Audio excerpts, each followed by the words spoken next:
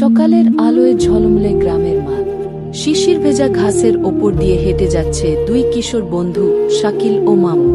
শাকিলের হাতে একটি পুরনো মানচিত্র, যা সে তার বাবার পুরনো বিয়ের ভেতর পেয়েছে। মানচিত্রটি দেখে মনে হচ্ছে এটি কোনো গুপ্তধনের ইঙ্গিত দিচ্ছে।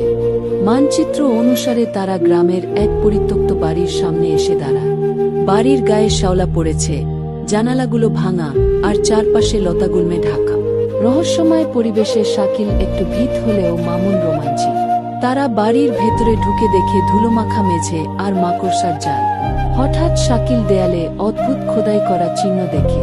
মামুন সেটা স্পর্শ করতেই খচ করে একটা গোপন দরজা খুলে যায়।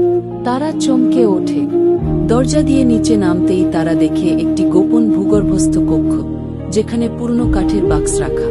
বাক্স খুলতেই তারা পায় কিছু পুরনো মুদ্রা, একটা ধাতব চাবি এবং একটি হলদেটে চিঠি।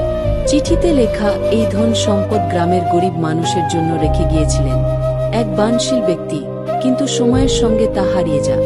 শাকিল ও মামুন সিদ্ধান্ত নেয় তারা এই সম্পদ গ্রামের মুরব্বীদের হাতে তুলে দেবে।